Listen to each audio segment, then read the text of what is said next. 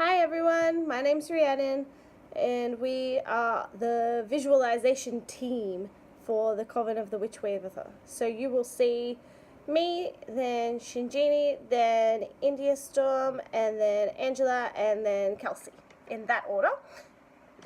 And we will all be doing our own videos on what we believe visualization is to us, our experiences with visualization. Some of our video presentations will have little techniques for you to try, some of them won't. It'll be up to the person presenting. I really hope you enjoy everybody's videos and that you learn something from it. So I'm going to kick us off with what is visualization. So visualization is a technique or an ability to be able to picture a specific item or scene in your mind's eye. So creative visualization is the purposeful creation of generating a mental image, usually done with your eyes closed, which simulates a recreation or a recalling in your mind. However, the information that you're recalling is new. You are putting it into your mind and seeing it.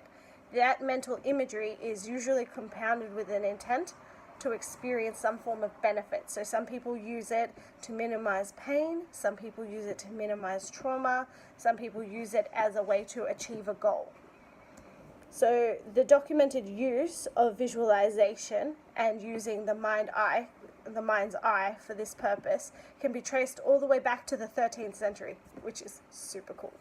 So the actual phrase mind's eye refers to the eyes with which we all see after we have become blind, which I thought was really, really cool. Our brains are really capable of using mental imagery to stimulate all of our senses, so we can actually use visualization across all of the bodily senses. We can use it to simulate touch, to simulate sound, to simulate taste, smell, hearing, sight, the whole lot. We can immersively, within our brain, create a 5D, 6D, 7D experience, because human brains are cool. For anyone to feel benefits from visualization, they have to be open or capable of absorbing and having self-altering experiences. So if you cannot self-alter your experiences, you won't be able to visualize. So they have found, through doing studies, that people with ADHD are highly able to visualize new and creative ideas, verbally and non-verbally, within their mind. However, they have a difficulty creating ideas in that visualization process, and that is due to the flexibility of the brain and their inability to concentrate on a solution or an answer to a problem. In order to practice visualization from the beginning, I find that lots of people try and do it backwards. So they start with wanting to see a whole movie or a whole book in their heads with all of the details, all of the little bits, but that's not where we should be starting with this. What we should really be starting with, honestly, is colors and shapes. So when you close your eyes, if you can, on command, see a color or see a shape, so close your eyes, see red, then stop seeing red, see blue, stop seeing blue, see green, stop seeing green, see purple, etc., etc. When you've got that down pat, then you move on to seeing simple shapes. So seeing shapes like a triangle, then a square, then a circle, then a rectangle, then a diamond. Just keep going with those shapes. When you can see those shapes on command, then you can start getting tricky with it, start adding colors, start adding movement. So you want the square to go over to the top left-hand corner, you want that to go over to the top right-hand corner. Start playing around with that in your mind. Then from there you would move on to making simple, small scenes or scenarios where you get things to move. I like to imagine stick figures because they're easy, simple shapes that you can move around in your head. Then from there you can start looking at what I call the daydreaming techniques, where you start seeing full-blown visual events. So you can see in your mind's eye what somebody's face looks like, someone familiar to you, what your table looks like, what your chairs look like. It's like closing your eyes and seeing your water bottle. that you see every day. You can mentally recall what that looks like on command. And then from there you can start filling it in and making things happen in your head. So that is my brief introduction to visualization. So from here you will have Shinjini, who will tell you about her experience of not being able to visualize and what she does in placement of and how she interacts with that. Thanks guys, have a great time, hope you enjoy our videos. Hello, my lovely Coven. So today I'm going to be talking about visualization and people who cannot see in visualization. So I'm one of those people who, when we do visualization, I do not have images in my mind. I have words that rise up instead of images when doing a guided meditation. So, in response to a prompt that a guided meditation would have to ask you to visualize, let's say, a forest, I will not see a forest, but I will have words and I will have a sense of knowing of what kind of a forest it is, what the sky is like, what the trees are like, and so on. In fact, I remember one of my meditation teachers had once told me that not all people visualize. And she was one of those people also who could not really visualize. And so her meditation scripts, when she always said, see, sense, or imagine. Uh, and the imagination part for me, that happens through words and through knowing something. So I wanted to, when I was preparing this talk, wanted to do a little bit of research to find out about the different ways in which people visualize. But instead, what I found out about is a condition that's called aphantasia. Aphantasia, I'm not sure how you pronounce this.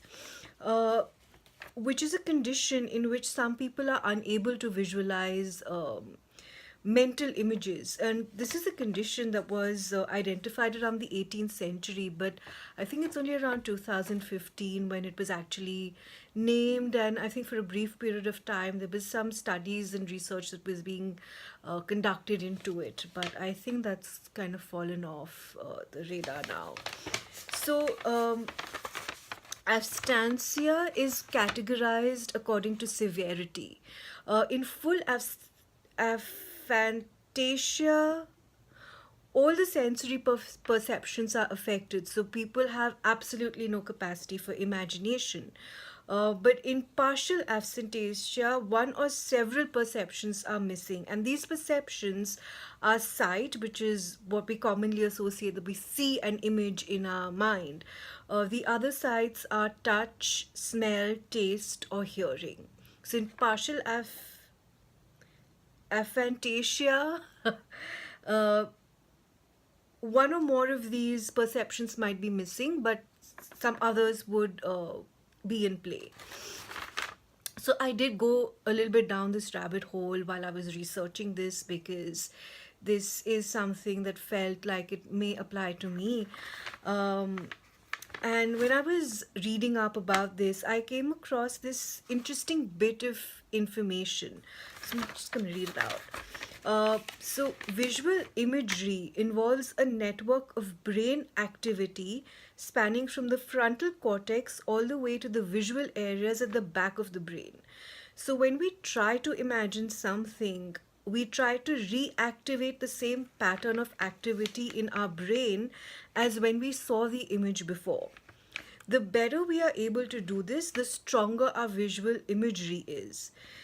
Since there hasn't been much research into aphantasia, the working theory is that aphantastic individuals are not able to reactivate these traces enough to experience visual imagery, or they use a completely different network when they try to complete tasks that involve visual imagery. I'll share a few links so that you can read more about this if you wish. And for me, when I am trying to think, and when you think of visual imagery, it's not only in the context of a journey or a meditation. You also use visual imagery when you're thinking back to past experiences. And while I was reading about Afton's, whatever this word is, Tanisha, um, I realized that actually people, when they are remembering the past, they can actually kind of see it in their mind's eye, and I have never been able to do that. So I can recall. I have memories of the past, of course. I can remember them, but my remembering is centered more around the words, around the feelings. I'll probably remember the color of the sky, the feel of the air, but I do not have an image for it in my mind as a complete picture. But rather it's like a built up sensory perception when it is memory. But when it is journey work and meditation, then it's purely words and knowing. So, again, when we're talking about visualization in this sense, in the more witchy sense, we generally employ visualization when we're doing journey or meditation work, which could also be called a trance state.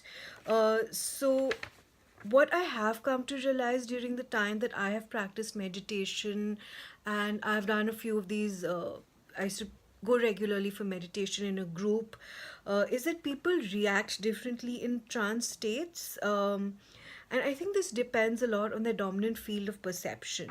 So while some are visual, some will know things, some will feel something, some will sense something, people may have smells, or some people may even hear something during a visualization or a meditation. In fact, in the Coven group, when I posted, that I do not see images, Solaria and I started chatting, and she wondered whether there is a link between the way we learn and the way we visualize. Now, if I think about this, I prefer to read when I'm learning something. Unless I'm learning an art technique or maybe something crafty, then I want to read about it, and I would like to see pictures or a video. But if the video is really long, I kind of tune out. So my primary learning is by reading, and probably that explains why my primary visualization is through words in a sense of knowing. So, as an example, when we did the journey to the witch's cottage, I kind of knew everything that Avalon was guiding us through. I could conjure up the cottage and the scenes using words, no images. I could conjure up almost everything. I think the most important part for me was seeing the symbols on the door. There really wasn't anything there, nothing really came to mind. And when it was time to meet the guide, I felt like I did not have enough time uh, to get all the information that I needed. Probably that's because I'm not seeing, and since it is a sense of knowing and it is this words that flow into my mind, that probably takes a little more time than just getting this mental image popping up. I'm not sure. There's also this thing that happens, that since my thing is mainly a sense of knowing, or since they're just words that pop up in my head, my logical mind or my ego mind can be very quick to dismiss this. So, which is why whenever I come out of meditation, I immediately write down everything that happened, because then I can't logic it away. And I also find it much easier to do a guided meditation um, versus journey work, because a guided meditation first kind of takes a little bit of time to put you into a relaxed state, and most of the journeys, the guided journeys that I've heard, they just directly put you into that. So you just visualize smoke and and then you're into the journey, and there's no relaxation that happens beforehand, and that can sometimes be a little unsettling for me, because then my logical mind can just jump in and start talking, and I kind of get pulled out of journey work. But there have been times when I have gone into a journey myself, and that has happened with my Coven crystal. So my crystal has these little striations. I'm not sure that you can see them, but it has these little indentations here. And when I rub this, and if I'm just sitting down in sacred space and I'm rubbing this and I'm kind of calm and grounding myself, I will get pulled into a short journey, and it's kind of just automatic. There's this script that kind of flows into my head, and I have words and knowing again for uh, wherever the crystal's taking me. So, for anyone else who may have a problem with visualizing and may be wondering if it is a problem if you cannot visualize, I say no. I've had a lot of very deep and beautiful insights arising from meditation. I went through initiation without a problem. I did the journey to the witch's cottage also without any real problem.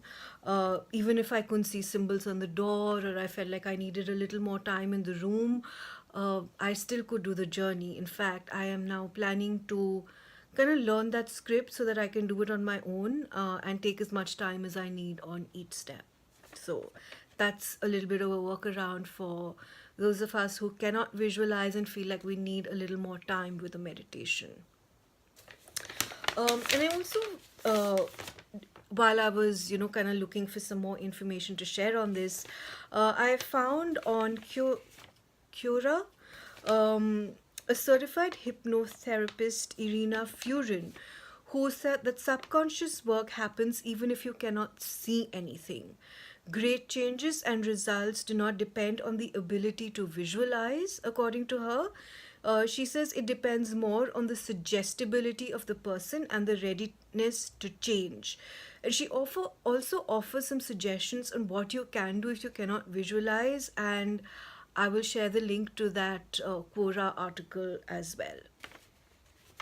So, in conclusion, I would like to mention a few of the silver linings for people who cannot visualize, who cannot imagine visually. So, since there is, of course, not been too much research into this, a lot of these insights have come from talking to people who cannot visualize and from their experiences. So, an overactive visual imagery is thought to play a role in addiction and cravings, as well as in anxiety and maybe even in PTSD, because people who can visualize may be actually able to see past traumatic events and relive them. For a fantastic individual such as myself, reliving the past happens through a list of attributes. I can remember the feel of the sun on my face, the peace in my heart, and so on. But I don't really see an image, and I don't often get transported back into the past. Although my inner critic more than makes up for this lack of active visual imagination, but and keeps me really beats me up sometimes, but that's a topic, completely different topic for a different day. And interestingly enough, the inability to visualize may actually help to anchor people in the present and allow them to live more fully in the moment. This may kind of explain why I generally feel pretty grounded, and I'm pretty able to stay mindful. Of course, when I wish to, I also get lost in the infinite scroll, but yeah, I'm pretty grounded and pretty in the moment most of the times. And another lovely little thought to end with is the inability to imagine visually is often found in people with extraordinary intellectual capacity, artists, designers, and highly creative people. I'll just hold on to that thought, even if I think that this is a really great generalization, it's the overgeneralization, but it makes me happy, so I'm sticking with it. So I hope this was interesting. I try to keep this as short as I could, but if you have any questions, feel free to ask me in the Facebook group. um, Bye.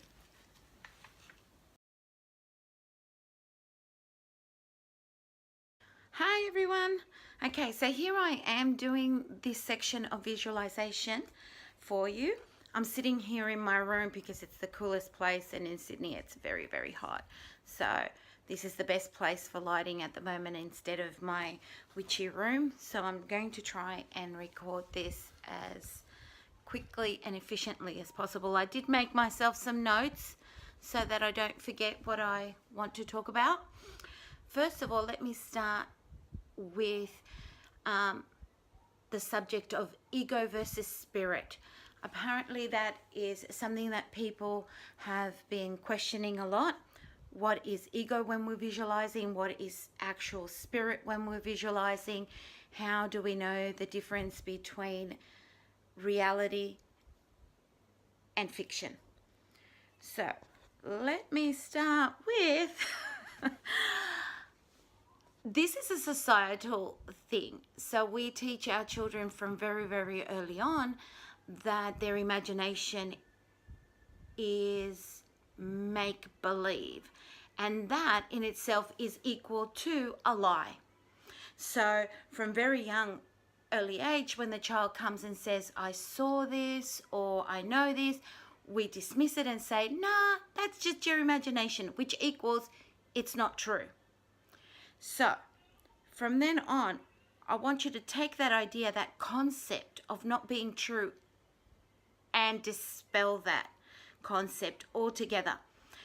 How are we going to do that and trust yourself, trust that image? And those images don't necessarily have to come in the form of visual, because I know the word visualization appears to mean image, right? We all sort of say, oh, it's the pictures that we see.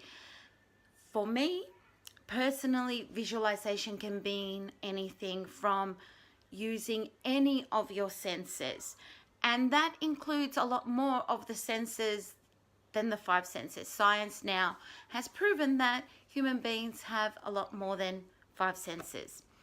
So you can look into that yourself. It's a long chat about the human senses. But what I am saying is that when you are in trance or you are in a state of meditation, when you are doing some path working, then your visualizations can be through your sense of smell, imagery.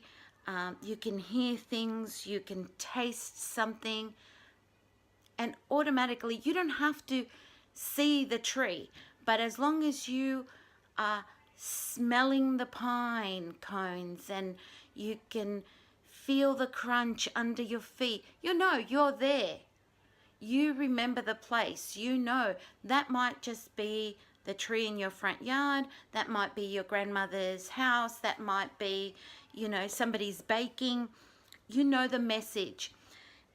A lot of people want to write things down, but while you're doing a very strong working, so when you're sitting there visualizing, sometimes it's not always possible to have that control to sort of be in two places at the same time. So I can't be centered and grounded and visualize and also come out of it enough to open my eyes and write.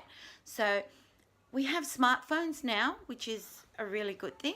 You can always press record and tape yourself while you speak through your visualization, so that once you finish that working, you can come back to it, listen to it, and dissect it, and see how that links to what you were working with. Seeing as we all need verification. Okay, so I think that's the biggest problem is people going into these things and going, no, it's not true, it's a lie. I have a little exercise that I was taught a very long time ago. I was very young, and I rang a psychic medium in the middle of the night. I was just seeking some understanding of who I was and why I was the way that I was and why I was so different, or seemed to be different to those around me. And he pushed me and said, what do you see? What do you see? We were on the phone in the middle of the night, and it got to the point where I just wanted him to shut up. He was just too much in my head, and he said, close your eyes and tell me what you see. And he pushed and pushed, and he said, make it up. And I just gave him a whole string of things that I just wanted him to be okay and, tell me everything, whatever, just satisfy his need to hear what I could see. Eventually, I went to his house. He gave me the address, and I went with some friends, and everything I saw was there. So I was able to say, oh yes, I saw the purple door. And then he said to me, your biggest block is that when you try to visualize something, when you try to extend yourself, you are always negating what you see, what you know. So that's ego, giving you the big long list of what if this is made up, what if this is pretend, what if I'm wrong, what if. And he said, go home and try to ground yourself, center yourself up here. We center ourselves from the head. We bring everything into that balance. And then he said, just write down everything that you see, everything you smell, everything you taste, everything you can sense with all of your senses, even your hands. Sometimes you can feel the sand or whatever. Write it all down and tell yourself before you start, yes, I'm going to make this up. Yep, I'm good with it. I'm making it up. And then just do it. Just make up a story, like a story. And then go back to it and identify how that story is not a story, because ego has dropped off, spirit has come through, and you have spoken your truth. And it takes a lot of practice to do that. And I worked with that for many years. And then I would say about 5-6 years ago now, I was online listening to this lady online, and she said exactly that. She was doing workshops online, and she said one of the biggest thing is ego versus spirit. How can we tell we're telling ourselves the truth when we're visualizing? And she said exactly that. And I thought, oh, that was the same exercise that I've been doing for years, is telling myself, yeah, I'm good with it, it's a lie, and then just writing it all down and realizing that, yes, I can actually verify that against my life and what I'm going through, and it's not a lie. It's the same when we work with clients and we, ask them to give us that instinct feedback, because obviously we're not living their lives. So when we're doing a reading, whether that's with cards or an intuitive reading, and you're working with other tools, things will come up through spirit, and you want that person to actually, say to you, yes, this is correct. I understand where you're going with this, so that we can continue giving them further information. We can expand on what we're talking about. Once we know that we've gotten those hits, it becomes clearer and clearer and easier, and the flow just happens. Whereas when we say, no, I don't know what you're talking about, automatically ego starts to play its part, and we have that long list of no, it can't be true, no, I'm making it up, no, this isn't real, and we shut down that passage, that gateway.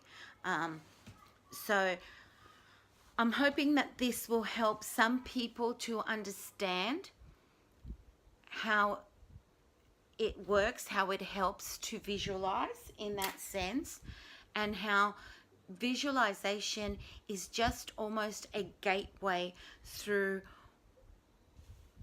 one state of being to another. So physically, three-dimensional self, our body is here, and once we're visualizing, we're stepping away from that three-dimensional body, and we're able to go up and down the worlds, and it's almost like a tool that we're using in order, we can use it to hone in when we're casting spells. So I may be, casting, let's say, from the beach.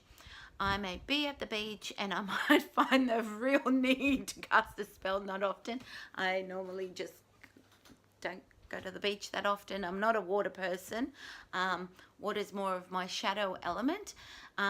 So if anything, you'd find me in a forest somewhere near a river or by a river, but never sort of in the sea, in the water. I tend to stay away from the water. I'm just not a big swimmer, I don't like the heat, but I don't like being in the water. I like the wind a lot better. I work really well casting spells on a windy day because for me, the wind sort of carries my intent. I can visualize that.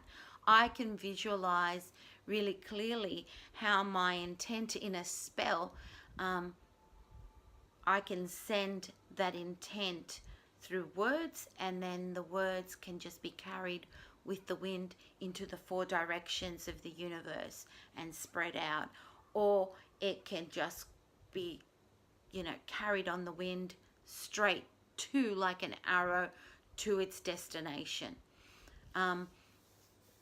But for those who can't sort of make a picture or feel through their visualization, there's always the possibility that you can write a whole lot of words that send you to that place, that help you. I work with children on the spectrum, with children that are on the autistic spectrum. And one of the things I do for them is I give them pictures in order for them to learn to visualize again. Because when they're very, very young, I find they can visualize just fine. It's just that they have an inherent need to be right. And so we teach them straight away from very young that imagination is make-believe. So to them, instantly this says it's a lie, it's wrong, it's a negative, and they can't be wrong, so they want to be right. So they give you all the facts, and they learn to be experts at the facts, and they do away with that side of them that use their imagination and their visualization. And then once they go to school, teachers are asking them to find that somewhere deep inside themselves and bring it back out again, and they can't do it. So we go back right to the very beginning and give them photos. So I cut out pictures of magazines and things, and then I put something that feels like, say, a tree, and the photo of the tree and a piece of bark down the bottom, so they can feel it, they can see it, sometimes even the scent of it, so that they can smell it and close their eyes and try to see that picture again and again in their minds. Try to come up with as many words that go along with the picture, and that helps them to start visualizing again through their senses. So that could be something that might help you when you're trying to do your visualizations. But really, my biggest suggestion is tape it, record it, speak through your visualizations, and then try and get some verification of what it is that you are saying. I don't want to go on too long with this tape. It's only meant to be really short, and I've gone on forever because that's just me. I can just do that. If you have any more questions and you want more suggestions, I'm quite happy to keep going with this. Put them down below in the comments. All of our group will be putting our tapings together, so please ask and tag who it is that you want for the clarification from, and we are all very happy to do that for you. I hope you have a fabulous time, and I hope this serves you in some very small way to put into your file. Okay, see you soon. Bye. Much love.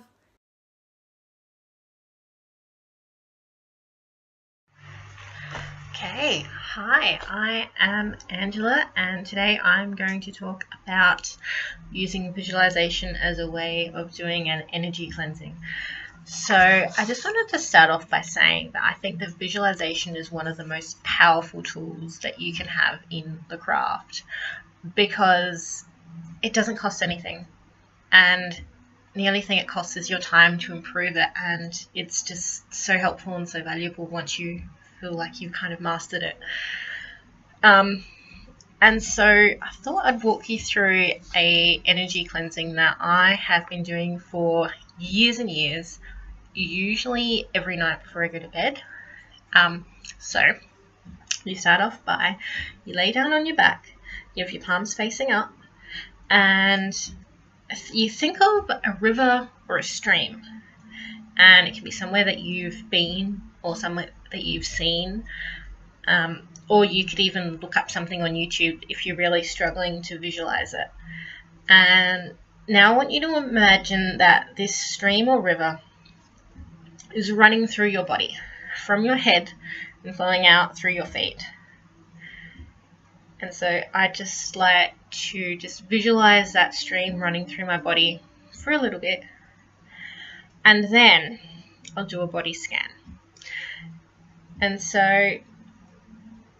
I will start at my head and I will think, okay, am I holding any tension here? Or maybe are you feeling a bit sick or feeling a bit off, or any kind of negativity in your body?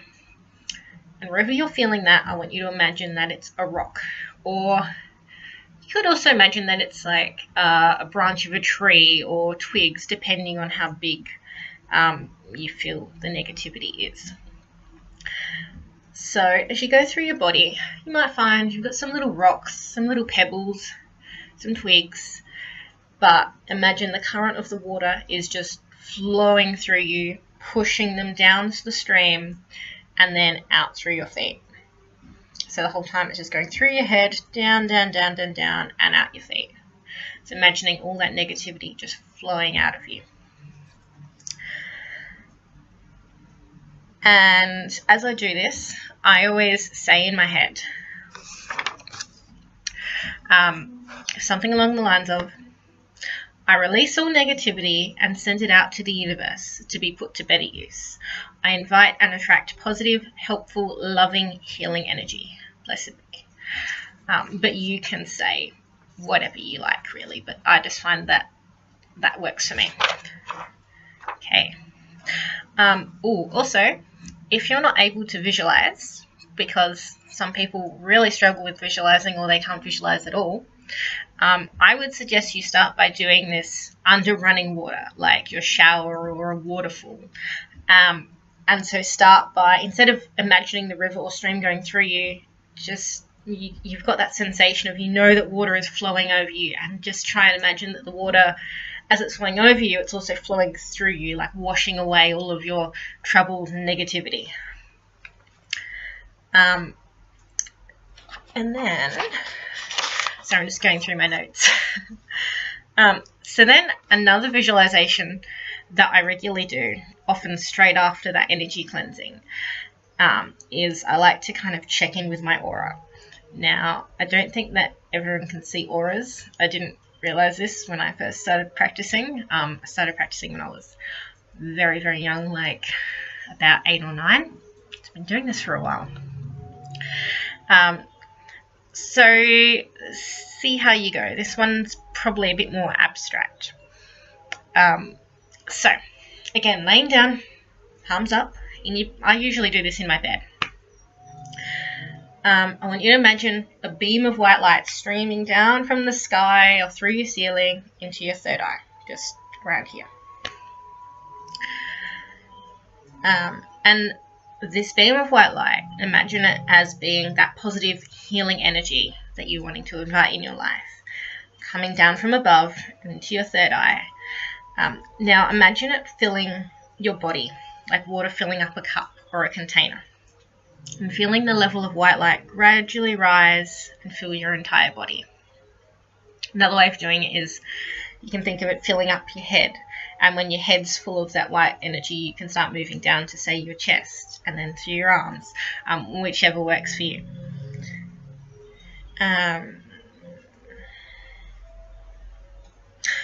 And so, yeah, it moves down through your entire body and fills up each part. And so eventually your whole body is full of this white light, this healing positive energy. And then it's going to grow. It's going to go out of your body, kind of like a bubble. Think of like a bubble expanding, getting bigger and bigger. And so then I kind of just keep going, making this bubble bigger and bigger and bigger until I feel like it's the right size.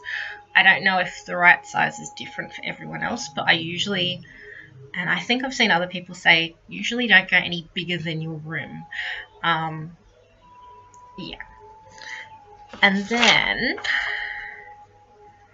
so once you've done that, the energy is full, you're full of all this healing positive energy. And then you're going to shrink it back down to fit inside your body. So it's still the same amount of energy, but it's shrinking to fit into your body. So then you're carrying it with you. And so then you've got to imagine this beam of light stopped. The last bit's trickling into your body. You've shrunk all that energy down. And then, this is sort of the end, I will then usually say, blessed be, and then I'll thank the goddess, but this is up to you, but I do feel that you should thank whoever or whatever you feel has brought this positive healing energy to you. So those are the two which I personally do, and I've been doing for a very long time, as I said, usually every night before I go to bed. But I also wanted to mention another one. I was going to go through it, but there's a great video on YouTube where I learned it from, so I feel like it's better to just watch that one. So this other visualization involves sending other people's energy back to them and taking back your energy from them. But I won't go through it. I will try and leave a link in the information notes section. But you can also just search for it. It's by Athena Parakis of Sage Goddess. It's amazing. And it is called Quick Tips How to Balance Your Energy. So if you search Quick Tips How to Balance Your Energy by Sage Goddess, that should come up. Yeah, so those are my two personal visualization exercises that I like to do, and another one which I really like to do, but I didn't come up with it. I didn't come up with any of these. I'm sure I've read about them or seen them somewhere else online, but as I said, I've been practicing for so long that I've tried to search where I found them and I can't find it, but it works well, and I've been doing it for years and years, and I find it really helpful. So hopefully they are helpful to you.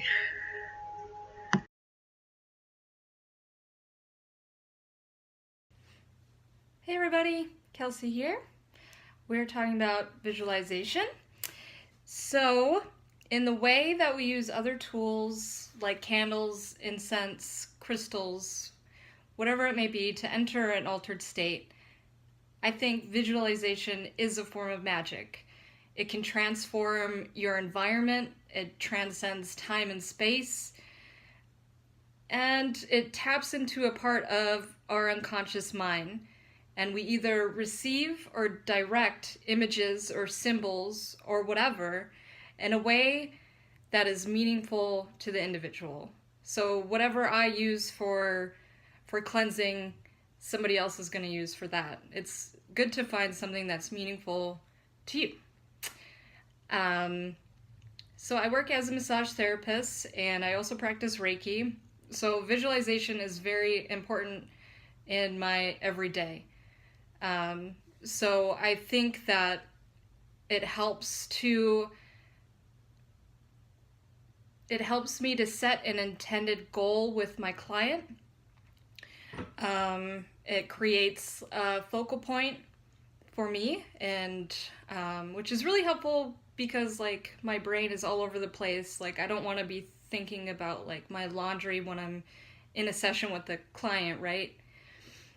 So it helps me to focus on what I'm doing.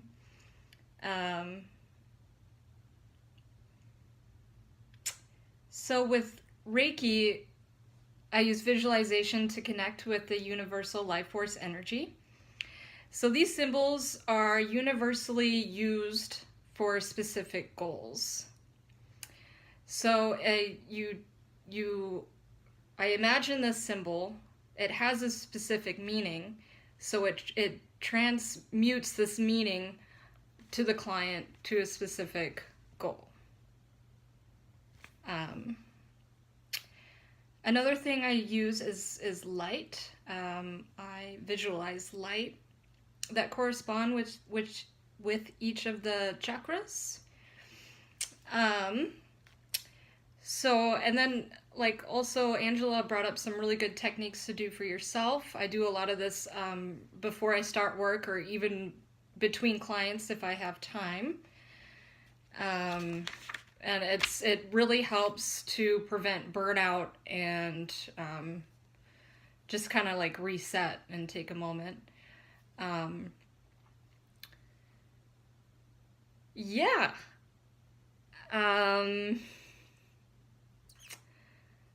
So I think overall it helps consolidate thoughts to a specific goal.